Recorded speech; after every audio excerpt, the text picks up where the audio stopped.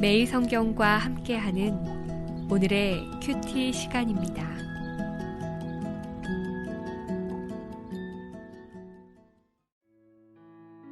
(3월 25일) 오늘의 말씀은 레위기 14장 33절에서 57절입니다.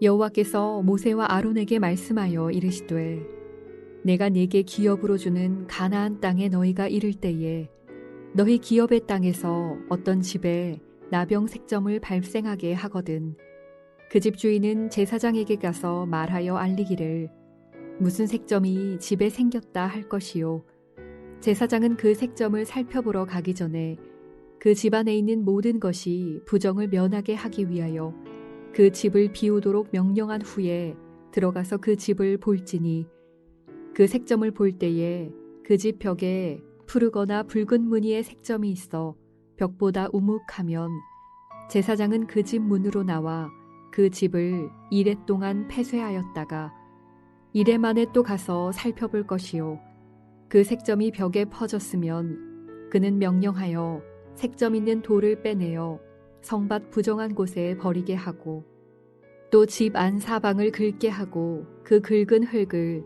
성밖 부정한 곳에 쏟아버리게 할 것이요 그들은 다른 돌로 그 돌을 대신하며 다른 흙으로 집에 발을 찌니라.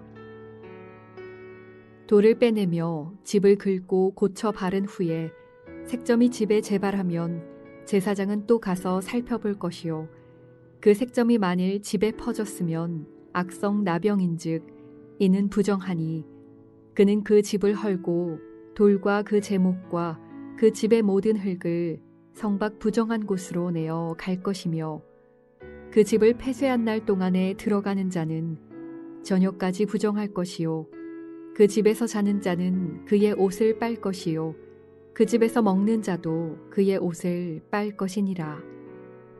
그 집을 고쳐 바른 후에 제사장이 들어가 살펴보아서 색점이 집에 퍼지지 아니하였으면 이는 색점이 나은 것이니 제사장은 그 집을 정하다 하고 그는 그 집을 정결하게 하기 위하여 새 2마리와 백향목과 홍색 실과 우슬초를 가져다가 그 새 하나를 흐르는 물 위 질그릇 안에서 잡고 백향목과 우슬초와 홍색 실과 살아있는 새를 가져다가 잡은 새의 피와 흐르는 물을 찍어 그 집에 7번 뿌릴 것이요 그는 새의 피와 흐르는 물과 살아있는 새와 백향목과 우슬초와 홍색 실로 집을 정결하게 하고 그 살아있는 새는 성밖 들에 놓아주고 그 집을 위하여 속죄할 것이라. 그러면 정결하리라.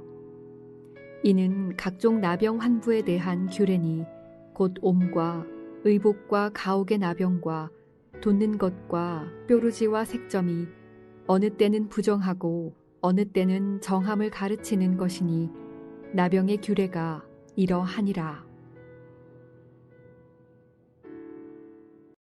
레위기 14장 33절에서 57절 말씀을 함께 묵상하겠습니다. 14장은 나병의 처리 규례를 가르치고 있는데요. 이제 가장 마지막 부분으로 집에 나병 색점이 발견된 경우 어떻게 해야 하는지를 설명하고 있습니다.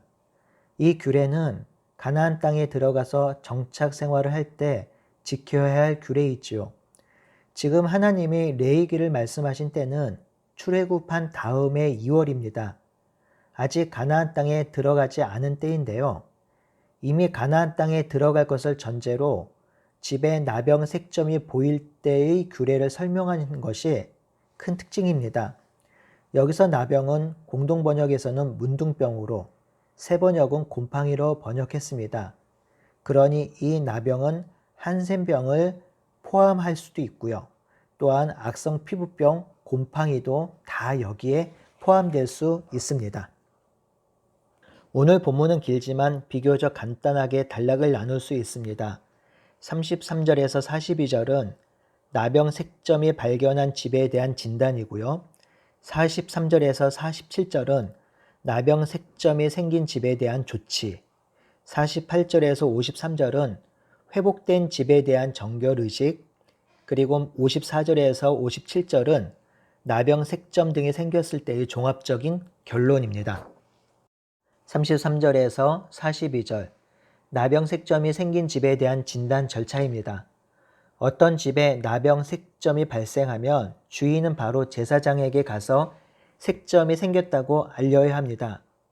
여기서 아주 중요한 일상의 자세를 확인할 수 있는데요. 이스라엘 백성은 자기가 살아가는 곳을 언제나 잘 살펴야 한다는 것입니다. 부정한 것과 정한 것을 구분하고 부정하지 않도록 해야 하며 판단하기 어려울 때에 바로 제사장에게 알려야 합니다.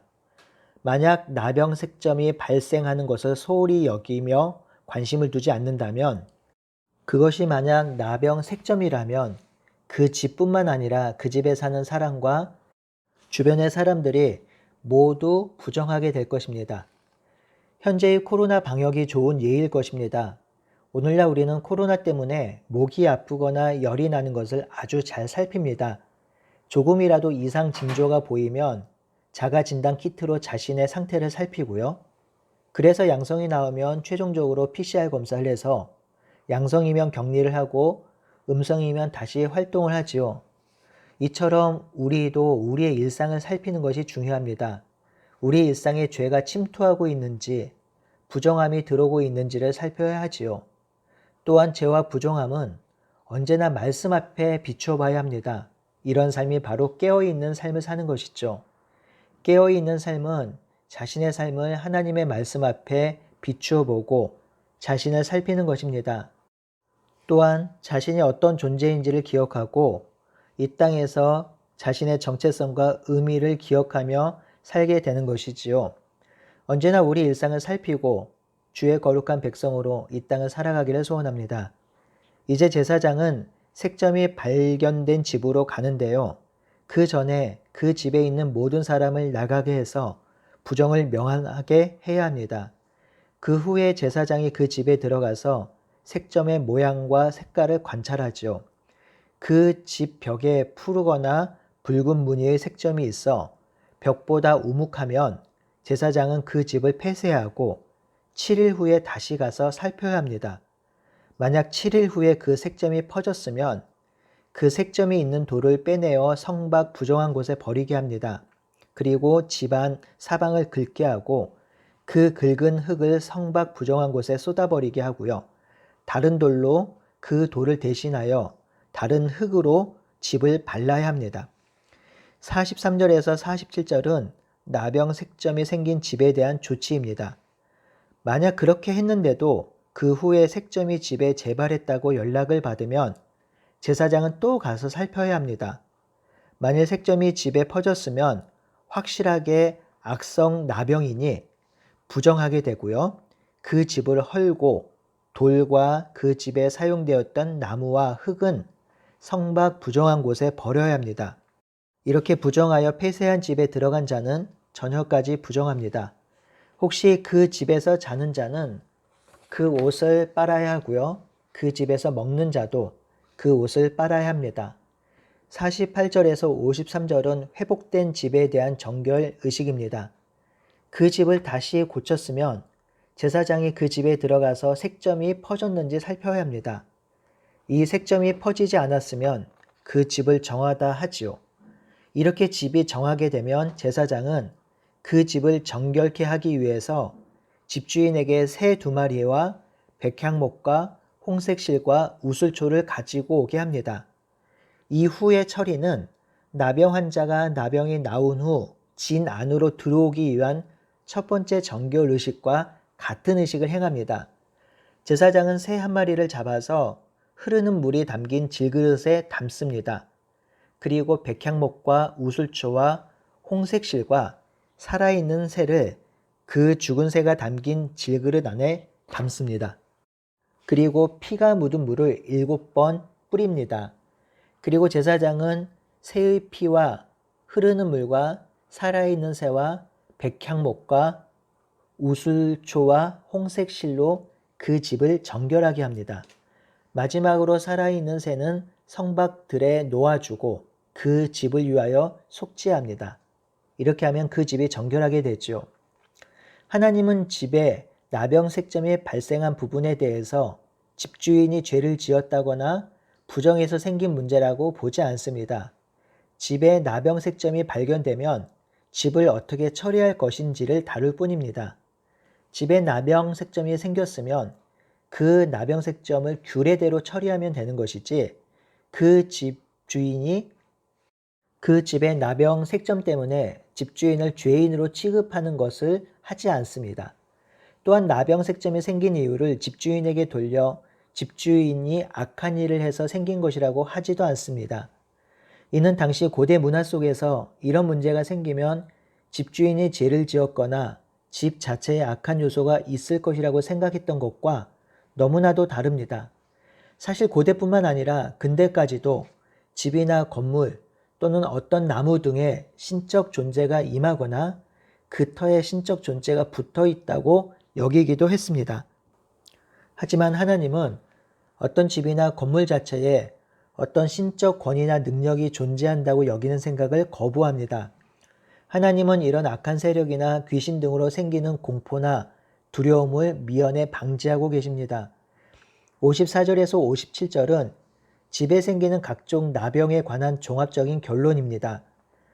이는 각종 나병, 환부, 즉 옴과 의복과 가옥의 나병과 돋는 것과 뾰루지와 색점이 어느 때는 부정하고 어느 때는 정함을 가르치는 규례입니다. 14장은 이스라엘 백성이 정결해야 하는 영역이 몸의 피부만이 아님을 알려주지요. 사람의 피부만이 아니라 옷과 의복과 심지어 집, 건물까지 정결해야 합니다. 이는 정결해야 하는 영역이 어떠해야 하는지를 잘 보여주지요. 이스라엘 백성의 정결은 몸뿐만 아니라 삶의 모든 영역이 정결해야 합니다. 성도 여러분, 14장을 마무리하면서 깨닫고 적용해야 하는 것은 우리가 살아가는 모든 공간들, 일상들, 그리고 우리 몸과 마음이 하나님을 닮아서 거룩하고 정결해야 한다는 것입니다. 사랑하는 여인들이 하는 말들이 있죠. 물론 요즘은 사랑의 트렌드가 바뀌어서 이런 말이 옛스러운 말이 되었는지 모르지만요. 사랑할 때 이렇게 말하죠. 당신의 모든 것을 사랑하고 모든 것을 공유하며 함께하고 싶다고 하지요. 그런데요, 우리 하나님이 우리를 이렇게 사랑하십니다. 우리의 모든 것을 사랑하고 공유하고 함께하고 싶다고 하지요. 우리 하나님이 먼저 우리를 사랑하고 거룩해 하신 것입니다. 그리고 우리를 거룩해 하셔서 함께 거하고 싶은 것입니다. 그러니 이런 삶은 우리의 삶의 의무가 아니라 특권인 것이죠. 하나님의 무궁하고 무한한 사랑을 받고 누리는 우리들이니 그 사랑으로 우리의 모든 삶이 하나님을 사랑하고 거룩하며 정결하게 살아가는 우리 모두가 되기를 바라고 소원합니다. 아멘.